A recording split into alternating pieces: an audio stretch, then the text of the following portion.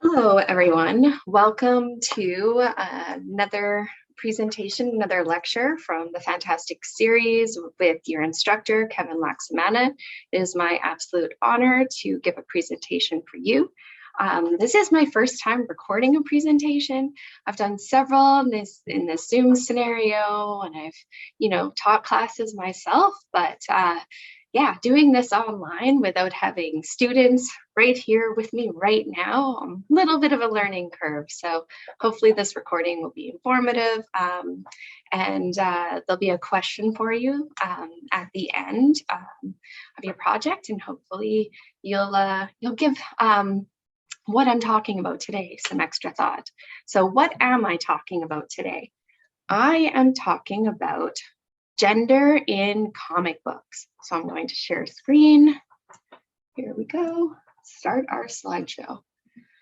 So drawing gender in comic books, and then also I'm going to touch base a little bit on movies at the end, because let's be honest, not everybody reads comic books, but a lot of people definitely watch movies. So once again, my name is Charity Slobod. Before we begin, I'll tell you why I'm even invited to talk to you here today. So who am I? Why is this person on your screen right now touting something about comic books and movies for your anthropology class? Well, I myself have a master's of arts in modern languages and cultural studies. The cultural studies is the real important part, the important piece here that I'll go into a little bit further details of what that exactly means. I currently have a job as the Community Connect lead and the professional development coordinator over at the Faculty of Graduate Studies at the University of Alberta. That's actually how Kevin and I know one another. For many years have worked together. So what did I do in my degree for my master's? What did I write a whole thesis on?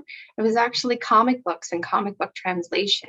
So what does it mean if a comic book is going to be translated into another language? And we'll do a deeper dive of like studying what comic books, what they deliver is a very unique medium. Again, I did it in the Canadian context, so studying French to English and English into French. So there's something called semiotics. Semiotics is the study of meaning. That was really a core piece about my entire thesis, is what does meaning mean in terms of comic books? And therefore, that's why I'm here talking to you today.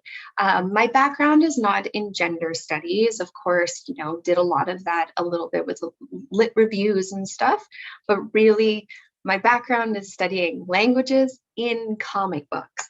But again, there's meaning everywhere. So we can really deduce a lot of important facts about who we are as a culture, as a society, through any sort of medium. And mine is comic books. So cultural studies, I found a fantastic definition over at the University of Winnipeg. I was searching the internet. I know what cultural studies means to me and then my discipline, but the University of Winnipeg really kind of nailed it down beautifully. So cultural studies, it actually does include a little bit of anthropology, but cultural studies is an interdisciplinary field that draws on theories, practices from a range of humanities and social sciences disciplines. That seeks to investigate the ways in which cultures produce and are produced. So this is a really one simple sentence definition. However, to do a deeper dive, I'm going to spend a little bit more time because we're going to take a cultural studies lens onto comic books and a little bit more onto comic book movies on how to kind of, understand the culture in which we breed. So at the center of cultural studies sits a host of questions, such as what constitutes a text, how some texts, visual images, and cultural artifacts come to be valued over others, and how questions of value relate to distribution of power and authority. Rather than concentrating exclusively on the group of elite texts, like a dusty thesis on a shelf that only a few people can read, that makeup called high culture. so-called high culture, cultural studies instead takes on its focus the whole complex of changing beliefs, ideas, feelings, values, and symbols that define a community's organization and sense of itself. Culture, in this sense, is often understood to be a primary vehicle of globalization in the contemporary world and deeply enmeshed in particular social, economic, and political environments. As such, when we study culture, we are studying the world we live in and how we function in it.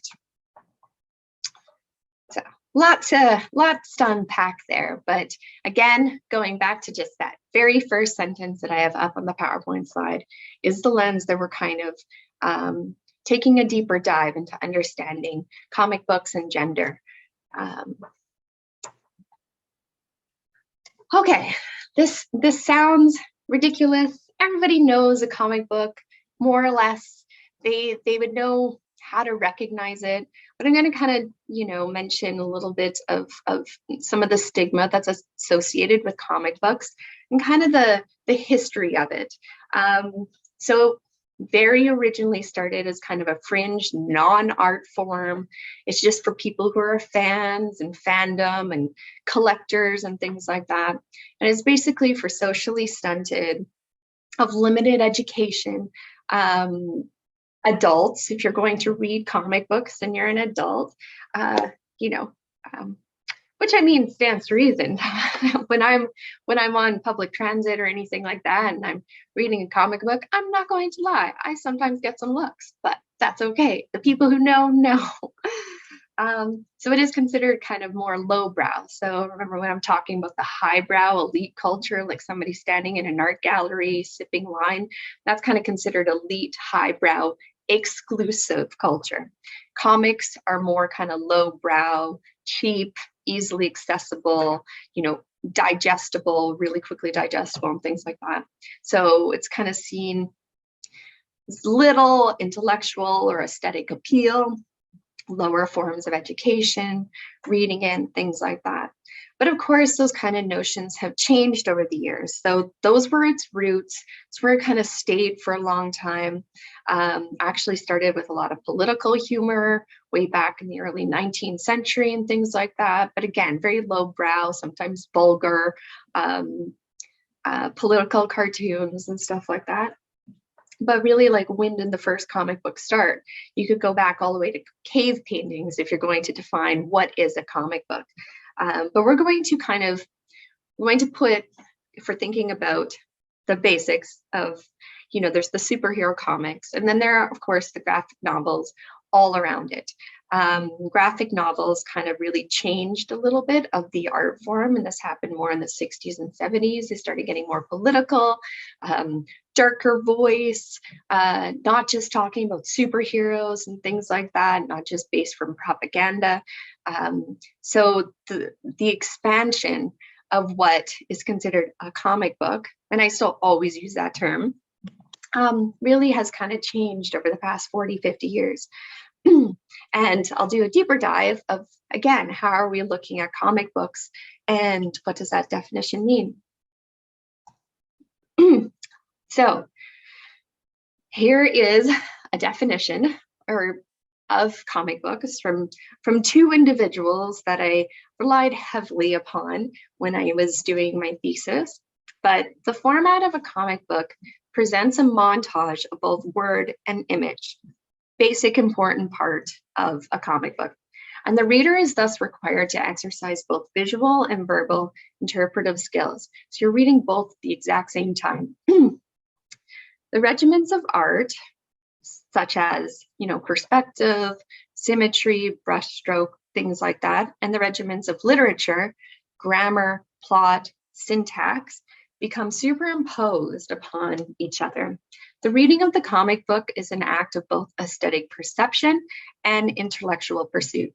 So it's kind of actually meshing both that highbrow culture and the lowbrow culture I was talking about earlier. So one step further, and I can't recommend this book enough, if you like comic books and you want to dissect it more and learn more about comic books, graphic novels, I kind of talk about them as one and the same.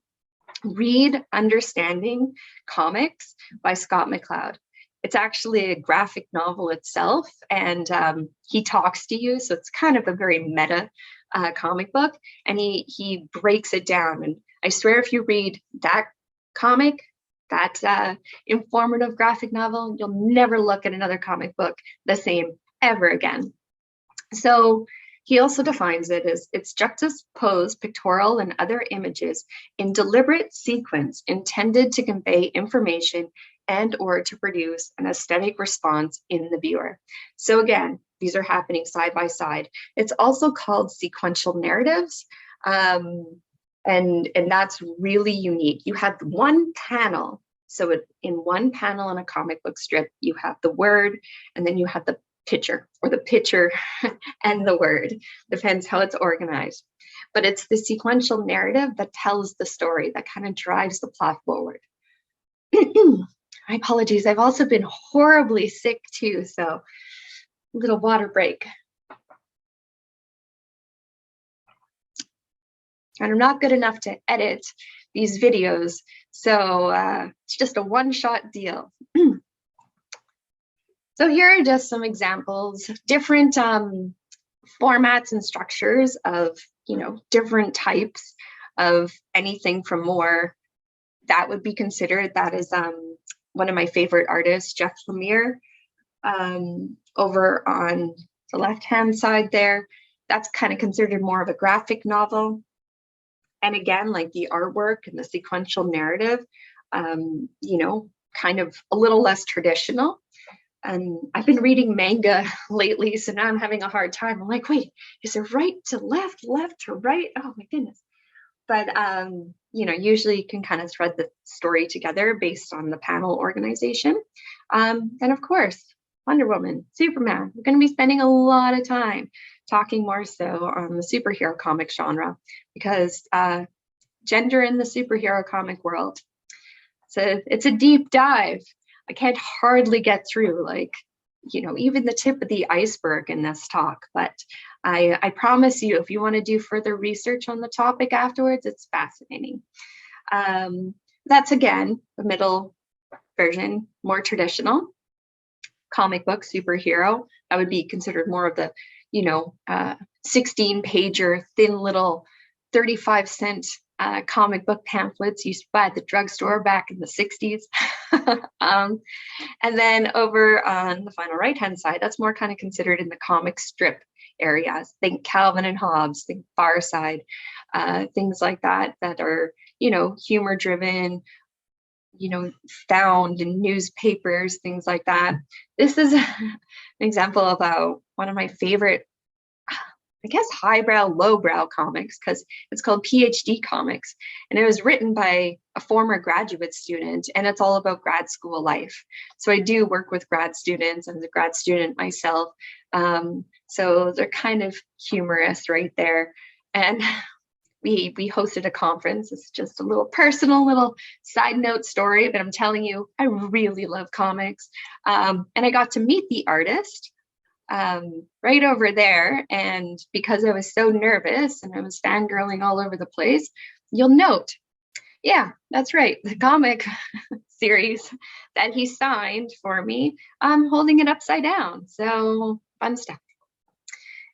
So now we're going to kind of combine a little bit more about the cultural lens, the study of meaning with comics. So comics are, again, an expressive form. In certain countries, they're seen as a higher art form. For example, in France, they consider it like the 7th art form and things like that. Japanese culture has a long tradition with manga, and it's not seen as just kind of a fringed non-art form. It's seen as something that's kind of embedded within one's culture. Belgium, of course, if you think about the richness of Asterix and Obelix, or Tintin, things like that. So going back to, how do we get meaning from comic books? What does that mean? So I'm going to talk a little bit about sign and sign systems. And, this was crucial to how I studied languages in culture. But I'm going to use this as an opportunity for us to kind of, be in this space together, and how we use a sign system and how gender is defined as a sign system. So a basic definition is a sign is anything that conveys meaning. So the fact that this PowerPoint slide is red can convey lots of meaning. It's a sign. So red is considered free association. If we're going to do this together, if we were all here right now at the same time, I would ask you to think of, what do you think of when you think of the color red? Maybe a fire engine, emergency, apple, love. So there's lots of different things that are associated with one sign. And that's basically how meaning is created. But meaning is created, well, maybe I won't jump right there, but then there also includes verbal, so that's the written word and spoken, and non-verbal signs. So that's the images, physicality of written words, how words are actually written. Notice how a sign is bolded. So we recognize that we need to pay attention to something because we understand bold as being like attention grabbing. Body language. So although on this little square right on the top right-hand corner, I am still very expressive with my hands, and what I'm doing with my hands is another way of creating a sign system creation of meaning. So sounds, onomatopoeia, music. So pretty much everything can be a sign, and it's all part of a sign system. So usually there are two different ways of understanding a sign. There's denotative, denotation, and that is the definition of something that can be found in a dictionary. That's a very basic way of understanding anything, where we can all kind of collectively agree, yes, this is the definition for this word. Connotative. Connotative means that it's connotation.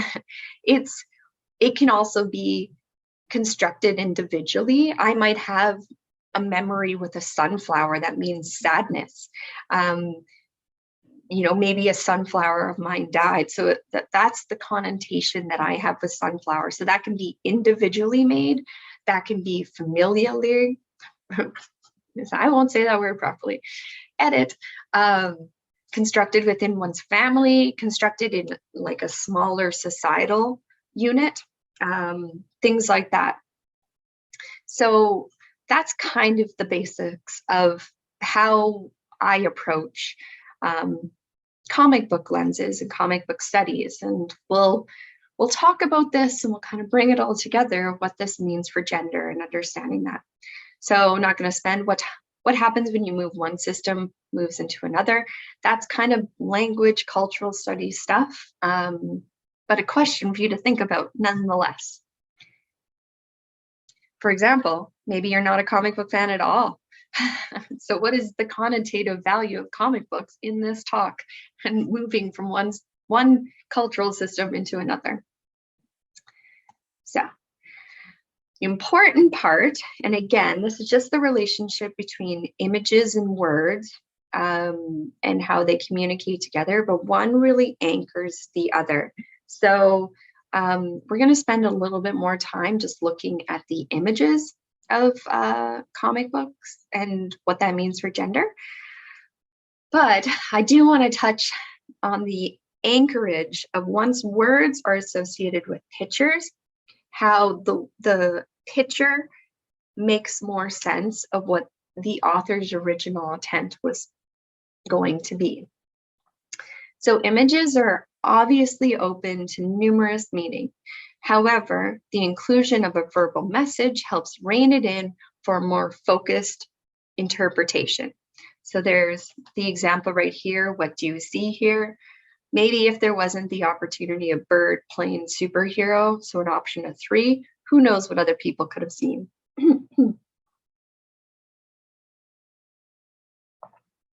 So hear the word more often a piece of dialogue and the image are in a complementary relationship.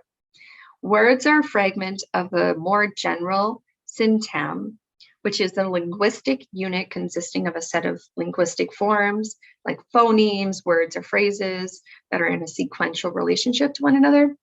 And yes, I looked up that definition in the same way as images. And the unity of the message is created at a higher level, and that's the level of the story. All right, now moving on, and this is my bread and butter. I love comic books. I love dissecting them. The inclusion of looking more so with a lens of gender studies was interesting for me. But again, this is my basis. I spent a lot of time working on this part. So the inclusion of gender has raised tons of questions. And maybe now I'll go down this whole rabbit hole because it's incredibly, incredibly interesting. So growing up, my absolute favorite comic book, I really don't read the superhero comic book genres anymore, except for like, Frank Miller, the Sin City stuff, and oh, goodness gracious, Alan Moore. So anybody who's read like Watchmen or V for Vendetta, fantastic stuff. A Sandman, Neil Gaiman. Oh my goodness, now I'm fangirling all over again. But the comic book superhero genre doesn't really interest me. However, I did find something that I thought was a wonderful transition here. So back in the 2000s, X-Men did an anthology called X-Men Millennial Visions #1, The Big X Change. So they actually took all the X-Men and I guess a crazed chimpanzee, haven't read these, you're gonna have to maybe look this volume series up, but actually changed the gender of all the X-Men.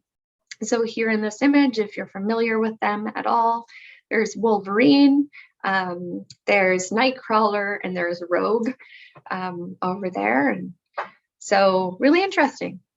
Back in the 2000s. Look it up.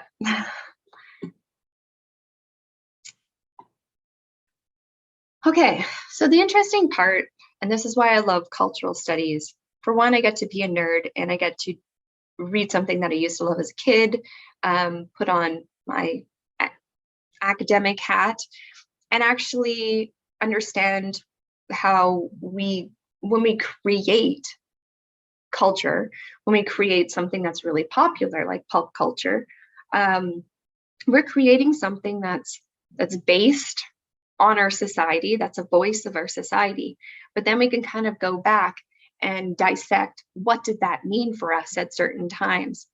There's an academic, I can't remember which institution she teaches at, but I think she does, she's an anthropologist, I believe, or she does education, but she ended up doing like I think even like a MOOC course as well, but she used comic books as a way to teach gender. And it was massively popular, she's all over the internet if you look her up. Maybe you could take her course online. I hear it's an online course. But she said a few things that I thought is ideal. And again, going back to how students of cultural studies actually look at things. So pulp culture provides an excellent lens on society, and comic books in particular tend to incorporate rich, complex storylines that reflect the time. So, iconically, I had to bring up Wonder Woman here. And I'll talk just very briefly on the history of Wonder Woman because it's fascinating. So one benefit of analyzing gender through comics is the ability to track attitude over time. So, comic books have been around since, who's to say? They even say like the 16th century, but traditionally comic books have been around since, since the late 19th century. But Wonder Woman came out in 1942, and she was actually, if you don't know anything about the history of the people who created Wonder Woman, It was an American psychologist by the name of William Moulton Marster, but he went by Charles Moulton. He actually created him and his wife, and he was in a polyamorous relationship. I think Olive was her name too. They did an early prototype lie detector, but test, and women, like, he grew up like as an activist for women's suffragettes and, you know, women getting the vote. They got the vote in 1920, but Wonder Woman was really kind of all about restorative, transformative justice. So, you know, back at this time, this was World War I, women were at home. You know, you got, there's the image of Susie, the, oh no, and I can't Google it to look it up. You all know she has a little bandana on her hat, her arms up.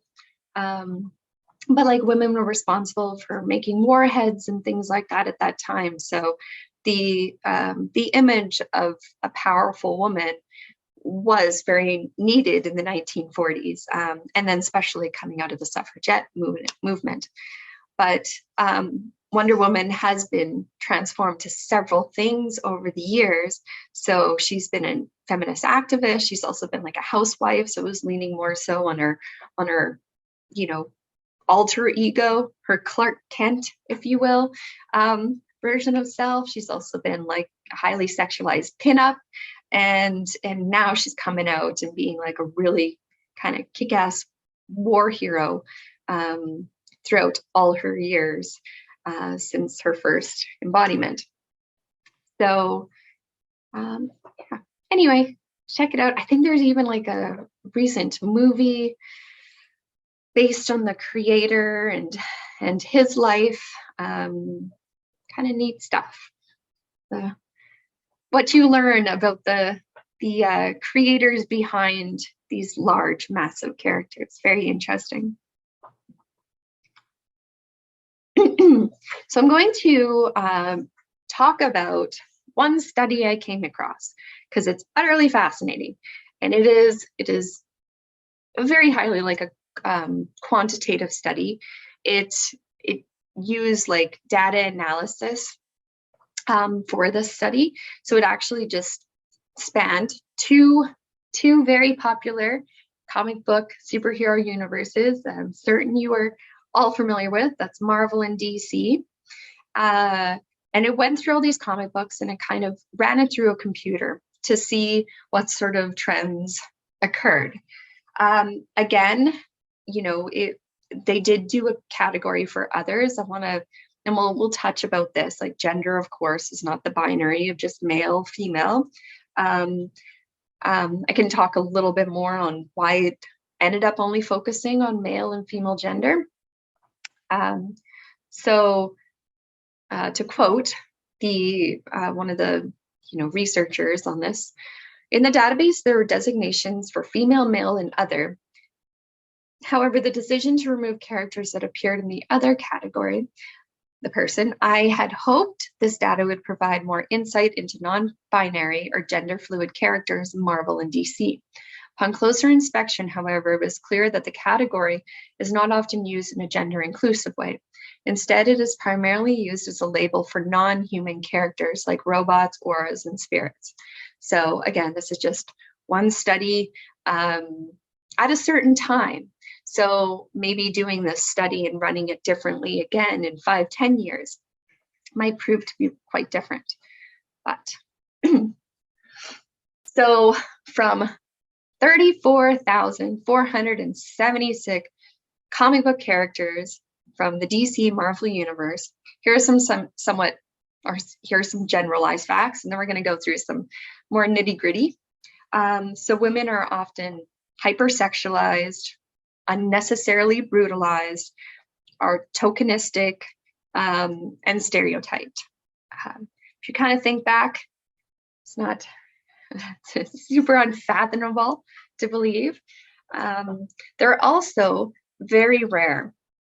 So out of, all of these comic book characters, only 26.7% are female, and only 12% are the protagonists. So they're not even the main headlines in these stories.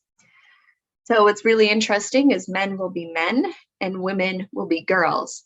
So you think about the girl having girl in the title, which is the diminutive title, opposed to man, men, things like that, seen as, quote unquote, more powerful.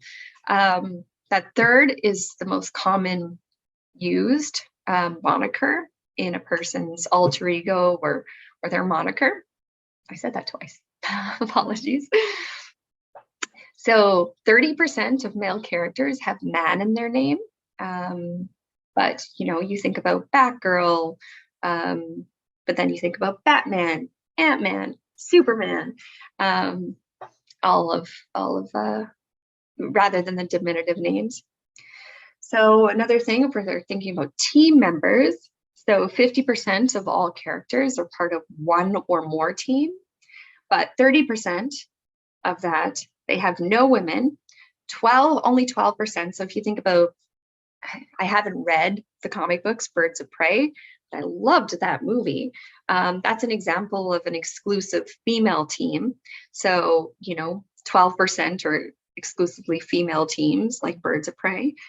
But that means that only 4.8% have both male and female characters that also have more women and men. It's a very, very small number. So again, it's going back to that tokenistic aspect that, yeah, we have a woman on our team, but it's just that one woman. Yeah. So here's some interesting data. We're talking about the common female powers here opposed to the common male. So if you want to find this study, it's over in my bibliography at the end. But it's not saying that some females, like you think about She-Hulk, she's obviously very strong. So it's not as if females don't have some of these characteristics or males don't have these other characteristics, but there's a percentage gap of how more frequent these sort of abilities are seen in male characters opposed to female characters. And again, I'm sorry about the binaries.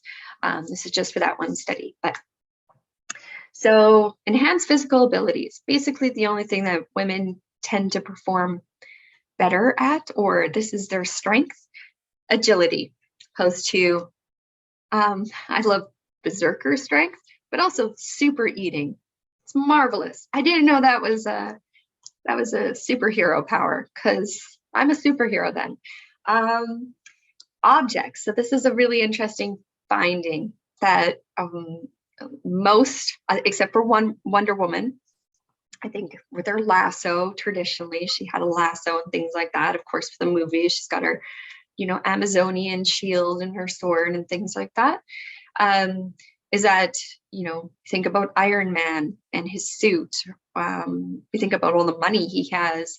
We think about Thor and his hammer. So it's the men who usually tend to have their objects and things like that. Women, I'm going to kind of skip through this a little bit. Women, by and large, are the ones with the mental powers. So they're the ones with, emotion control, with telepathy, with empathy. They're built with empathy. And they're also the ones who can control a lot of elements. So environmental powers, things like that. Darkness manipulation, opposed to with men, time travel, dimensional manipulation, think about Doctor Strange and things. So yeah, I'm not going to go through all of these, but there's obvious genderizing, group genderizing notions of what constitutes female and male powers. Again, the biggest difference is that the women have the mental powers.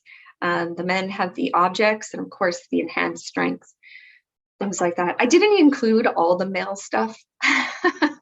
because it had a longer list. But another enhanced skill, leadership. By and large, the man is the leader of any sort of team dynamic, or just their raw characteristic skill. The article does talk about the problem with the, just classifying the two binaries, male, female. And then I read an additional article that kind of takes us a step further, that it's not just about, for us to, and again, the cultural studies. So I'm saying, why does this even matter that comic books have an equal representation of women, men, all genders, in comic books and things like that? And I'll touch about as we conclude, because a lot of readers are men. It's a male audience. It's traditionally, I think, usually a Comic-Con conferences at Comic-Con get-togethers and stuff like that. I think only 20% of the attendees are female, or all gender, sorry. But so it should, this should go further than just including an equal amount, men, female. We're looking at all genders. But what can we do to help fix this? So it's kind of challenging preconceived notions of how to include like a Lois Lane in a comic book. Does Lois Lane need to constantly be like, you getting the vapors and fainting into Superman's arms, being that damsel in distress? Or does Lois Lane have her own, her own strengths, her own complementary powers, whether or not she's a superhero or not? So it's just kind of challenging certain stereotypes and these characters. So, but also it's important looking at the inclusion of actually having more characters that explicitly challenge the gender binary. I came across an article, and I, need to fact check myself, but there has been an iteration of Wonder Woman coming out as being bisexual, for example. Again, comic books throughout the years, there's numerous iterations. I didn't quite read that article thoroughly. So after this talk, I'm going to go and do a deeper dive, and maybe I'll send Kevin a little follow-up and tell you what I find. That's examples like this, the example of, X-Men having its transformative issue, anyway, just including that, having it more explicit, so it no longer even becomes like a headline. It's just, part of rhetoric. So what does this all mean? Now, I'm not touching base on a lot of movies, because that's a whole nother thing. But I do want to mention that usually when we're thinking back, myself included, is that I think back to movies and movie characters, because I'm not reading a lot of these superhero comics at all anymore. I've moved on to graphic novels or PhD comics, things like that. No, but it is important because comic book movies, and I'm not just saying this is just since Marvel and DC has happened. Comic book movies have been like since the 1940s. They had their golden age, the resurgence and stuff like that. But they have ruled the box office. Think back to, like, you guys are much too young, but I remember in the 80s and stuff like that, Christopher Reeves and Superman, I think even maybe in the 70s. I don't remember that far back, but, these are big box office hits. The early 2000s, there was another, there was Spider-Man that I was a huge fan of, things like that. And then it was a little quiet for a while. And then, of course, Iron Man came out in 2008. And then there's the Christopher Nolan Batmans. Batman back in the day with Tim Burton in the early 90s. So, it's important. These are tracing back from comic books that are becoming hugely, widely distributed globally, and a lot of people really enjoy them. So why is this important? The more that we see these characters appear in pulp culture, the more representation matters. So again, the question that you'll have, I'm not certain if you're doing an assignment on it or you'll have to do like a summary or something to reflect on. We are seeing a change. We are seeing a change in representation. People are asking critical questions about what they're seeing on the screen. You know, a lot has changed in the past 5 years, 6 years, 7 years, 8 years. Yeah, we see more inclusivity of different ethnicities and races and genders and things like that. So we are seeing that, but you know, always taking a critical cultural lens of what is this exactly meaning. So to conclude, I want us to think back to originally at the very beginning of this talk. So thinking back to science systems and how we understand and create meaning, we can learn many things about the culture created at different times we inhabit. So comic books and their live action counterparts are supposed to be representatives of what we collectively may recognize. Alternatively, they have the potential to further perpetuate harmful stereotypes, thus ignoring many issues on gender.